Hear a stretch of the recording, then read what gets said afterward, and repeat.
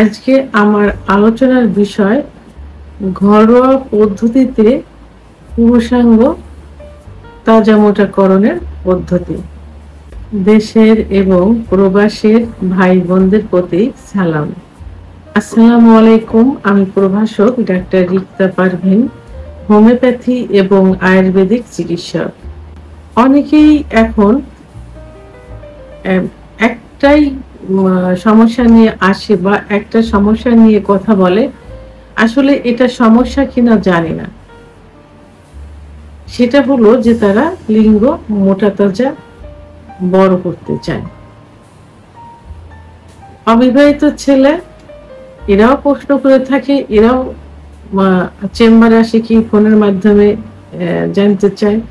আবার মধ্যবয়সী একটু বয়স্ক যাদের বয়স হয়ে গেছে এরাও কিন্তু একই কথা বলে থাকে যে তারা লিঙ্গ আরেকটু বড় করতে চায়। এরা মনে করে যে এই বড় করাটাই এটা মনে হয় তার পার্টনার অথবা তার স্ত্রী মানে খুব সুখ পাবে, খুশি হবে এবং নিজেরও ক্যারিট মনে করবে, এটাই মনে করে থাকে।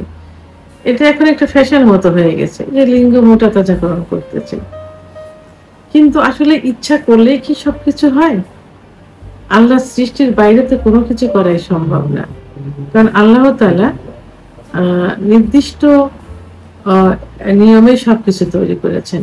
যৌবনের শুরুতে লিঙ্গ যে অবস্থায় থাকে এবং রুল অনুযায়ী 14 থেকে 18 বছর বয়স পর্যন্ত লিঙ্গ বড় হয়, 18 থেকে 25 বছর বয়স পর্যন্ত লিঙ্গ মোটা হয়। এর মধ্যে লিঙ্গ কিভাবে কোন খাবার, ন্যাচারাল খাবারগুলো খাইলে এটা ডেভেলপ হবে, সেই খাবারগুলো খেতে হবে। এই সময় তো ওষুধের কোনো প্রয়োজন নেই, তখন কি করতে হবে? ন্যাচারাল কিছু খাবার, সেই খাবারগুলো খাইতে হবে।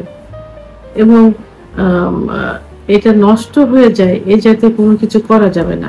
যেমন হস্তমৈথুন ইসলামের দৃষ্টিতে সম্পূর্ণ নিষিদ্ধ। হস্তমৈথুন করা যাবে না। যদি কেউ করে থাকে মাসে একবার দুবার সেটা করতে পারে, তার নিয়ম আছে যে সেখানে প্রেশার ক্রিয়েট করে করা যাবে না এবং এটা নেশায় পরিণত করা যাবে না। এইগুলো থেকে দূরে থাকতে হবে। বিছানায় ঘর্ষণ দিয়ে বীর্যপাত করা থেকে দূরে থাকতে হবে, কারণ বিছানায় ঘর্ষণ দিলে লিঙ্গের গোড়া সব থেকে বেশি ক্ষতিগ্রস্ত হয়। কারণ লিঙ্গের আগাটা কিন্তু বালিশ, কোল বালিশে পড়বে, গোড়াটার উপর প্রেশার পড়বে। গোড়ায় অসংখ্য শিরা থাকে এবং যেগুলো লুচিয়ে যেতে পারে, বেশি আঘাত লাগলে ছিঁড়েও যেতে পারে। এটা করা যাবে না। সমকামিতা করা যাবে না। এটা কিন্তু আল্লাহর রুলের নিয়মের বাইরে। কারণ আল্লাহ তাআলা নির্দিষ্টভাবে সৃষ্টি করেছেন পুরুষের পুরুষাঙ্গ, মহিলাদের যৌনাঙ্গ এবং একত্রিত হয়ে যৌন মিলন, তার মাধ্যমে বংশ বিস্তার। সেতু রুলের বাইরে যাওয়া যাবে না। স্বপ্নদোষ হবে এই জাতীয় কোনো কিছু চিন্তা কল্পনা করা যাবে না। ধর্মীয় অনুশাসনগুলো মেনে চলতে হবে এবং 5 ওয়াক্ত নামাজ পড়ার চেষ্টা করতে হবে। অন্য ধর্মের হলে তাদের ধর্মীয় অনুশাসনগুলো মেনে চলতে হবে, তাহলে কিন্তু স্বপ্নদোষ হবে না। আর অতিরিক্ত যৌন মিলন করা যাবে না। এইগুলো থেকে যদি যৌবনের শুরুতে অর্থাৎ নির্দিষ্ট যে সময়টা আমি বললাম এইগুলোর ভিতর যদি বিরত থাকা যায় এবং সিজনালি যে খাবারগুলো আছে সেই খাবারগুলো দুধ, ডিম, খেজুর, কাজু বাদাম, মধু, ঘি এইগুলো যদি খাওয়া যায়, তাহলে এই নিয়মের ভিতরে 14 থেকে 18 বছর বয়স পর্যন্ত লিঙ্গ স্বাভাবিক নিয়মে বড় হবে এবং 18 থেকে 25 বছর বয়স পর্যন্ত লিঙ্গের যে মোটা সেই মোটা হবে। তাহলে এই সময়টাতেই বাবা মায়ের অথবা একজন পরিবারের এই বিষয়ে একটু সতর্ক থাকতে হবে। সেভাবেই তার ছেলেকে তৈরি করতে হবে যেন পরবর্তীতে এর সাফার করতে না হয়। এটা কিন্তু নির্ভর করে একমাত্র একটা পরিবারের উপরে। এজন্য পরিবারকে এটা সচেতন হতে হবে বেশি। তাহলে এই সময়টাতে এই নিয়মগুলো ফলো করলে কিন্তু লিঙ্গ মোটা তাজা এমনিতে হয়ে যাবে। তো তারপরেও যাদের ক্ষতিগ্রস্ত হয়ে গেছে, তো অনেকেই চিকিৎসা নিতে চায় না, ভয় পায়, লজ্জা পায়। অনেকে চিকিৎসা নিয়েও হতাশ হয়ে গেছে। অন টাইম বিকল্প ধারা চিকিৎসা, বিভিন্ন চিকিৎসা নিচ্ছে, আরো বেশি ক্ষতিগ্রস্ত হয়ে গেছে। তো তাদের জন্য আজকে আমি 2টা পদ্ধতি বলবো, ঘরোয়া পদ্ধতি। এর জন্য কিন্তু অনেক বড় ধরনের কোনো কষ্ট করতে হবে না। যদি কারোর দেখা যায় যে লিঙ্গ আগে ভালো ছিল, এখন সেটা বিভিন্ন কারণে ক্ষতিগ্রস্ত হয়ে গেছে, ছোট হয়ে গেছে, মনে হয় যে কচ্ছপের মতো ভিতরে ঢুকে যাচ্ছে, চিকন হয়ে গেছে, আগামোটা গোড়ার চিকন, শিরাগুলো ভেসে আছে, লিঙ্গের খর্বতা হয়ে থাকে, তাহলে আমি যে পদ্ধতি বলবো এই পদ্ধতিগুলো ফলো করলে এবং মেন যেটা পুরুষের যে হরমোন থাকে টেস্টোস্টেরন হরমোন কমে গেলে কিন্তু যৌন অক্ষমতা আসে। এর মধ্যে কিন্তু লিঙ্গের খর্বতা এটাও যৌন অক্ষমতার একটা অংশ। সেহেতু টেস্টোস্টেরন হরমোন বৃদ্ধি পায় এই জাতীয় খাবার প্রতিদিন বাসায় কিন্তু এটা খাইতে পারেন। দুধ, ডিম, খেজুর, কাজু বাদাম, মধু, ঘি, রসুন এবং কালো জিরা, এই অর্গানিক নারকেলের তেল, এগুলো খাবারের তালিকায় রাখতে হবে যাতে হরমোনটা বেড়ে যায়। হরমোন যদি না বাড়ে তাহলে কোনো কিছুই কিন্তু সম্ভব না। অতিরিক্ত হস্তমৈথুনের কারণে কি লিঙ্গের প্রেশারের কারণে যে কারণেই হোক না কেন, যখন লিঙ্গের ভিতরে যে শিরাগুলো থাকে, লিঙ্গের ভিতর কি আছে? লিঙ্গের ভিতর কিন্তু কোনো বন নেই বা কোনো হাড় নেই, আছে শুধু মাংস এবং রক্তনালী। যে রক্তনালীর ভিতর ব্লাড সার্কুলেটেড হয়ে লিঙ্গ বড় হয় এবং স্বাস্থ্যবান হয়, মোটা হয়, লিঙ্গের উত্থান হয়।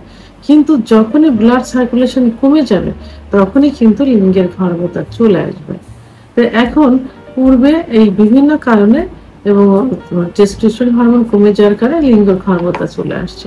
তাহলে অতীতের ওই কাজগুলো বন্ধ করতে হবে। ওইগুলো বন্ধ করে কোনো চিকিৎসা ছাড়াই যে ঘরোয়া পদ্ধতি বলবো এই পদ্ধতি অবলম্বন করলে ইনশাল্লাহ ঠিক হয়ে যাবে। প্রথম যে ঘরোয়া পদ্ধতি সেটা হলো প্রথমে পানি গরম করতে হবে, কুসুম গরম পানি একটা বলের ভিতর নিয়ে কুসুম গরম পানির ভিতরে যে রুমালগুলো আছে, টাওয়ালের মতো যে রুমালগুলো আছে অথবা ছোট টাওয়াল ইউজ করতে পারেন, এইটা ভিজিয়ে অন্ডকোষ এবং লিঙ্গ পেঁচিয়ে রাখতে হবে 10 থেকে 15 মিনিট।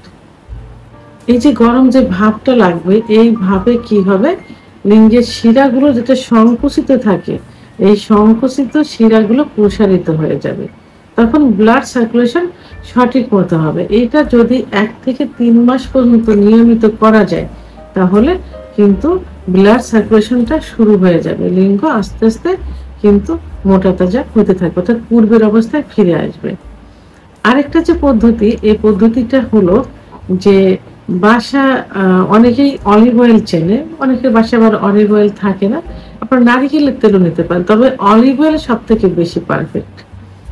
এই অলিভ অয়েলের ভিতরে আপনার vitamin E cap, vitamin E cap যেগুলো পাওয়া যায়, তো ভিটামিন ই এগুলো যে শুধুমাত্র অ্যালোপ্যাথিক হবে এমন না, আয়ুর্বেদিকেও কিন্তু ভিটামিন ই এখন বের হয়েছে। সেহেতু 400 mg 400 mg পরে, আর যারা 200 mg ব্যবহার করবে তারা 2টা। তো এই নারিকেল তেল যদি অলিভ অয়েল নাই পাওয়া যায় নারিকেলের তেল ব্যবহার করতে পারেন, তবে অলিভ অয়েল তেল ব্যবহার করার চেষ্টা করবেন। এই অলিভ অয়েল তেলের ভিতর ভিটামিন ই 400 mg মিক্সড করে সকালে এবং রাত্রে অন্ডকোষ সহ লিঙ্গে আলতোভাবে ম্যাসেজ করতে পারেন 5 মিনিট সময় নিয়ে। অবশ্যই বীর্যপাত যেন না হয়, এমনভাবে ম্যাসেজ করবেন যেন কোনো প্রেশার যেন না পড়ে। এভাবে সকালে এবং রাত্রে ঘুমের আগে আপনারা এটা করতে পারেন, তাহলে দেখবেন ইনশাল্লাহ 3 মাসের ভিতর আপনার লিঙ্গের অনেক পরিবর্তন চলে আসবে। তো এই বিষয়ে টেনশন করা যাবে না, দুশ্চিন্তা করা যাবে না। পর্যাপ্ত পরিমাণ অর্থাৎ পরিমিত পরিমাণ পানি পান করতে হবে, আর দুশ্চিন্তা পরিহার করতে হবে এবং নির্দিষ্ট পরিমাণ ঘুমোতে হবে, সেটা 7 থেকে 8 ঘন্টা দিনে রাত্রে ঘুমোতে হবে। এই নিয়মগুলো ফলো করতে হবে আর ন্যাচারাল খাবারগুলো খেতে হবে, তাহলে পূর্বের যে কারণে লিঙ্গের খর্বতা আসছে কারণগুলো দূর হয়ে যাবে এবং টেস্টোস্টেরন হরমোন বেড়ে যাবে, লিঙ্গ সতেজ আগের মতো হয়ে যাবে, স্বাস্থ্যবান হয়ে যাবে ইনশাআল্লাহ। ভিডিওটি সম্পর্কে যদি কোনো মতামত থেকে থাকে অবশ্যই কমেন্টসের মাধ্যমে জানাবেন, আর ভিডিওটি ভালো লাগলে লাইক, কমেন্ট, সাবস্ক্রাইব করে আমার সঙ্গে থাকুন। আল্লাহ হাফেজ।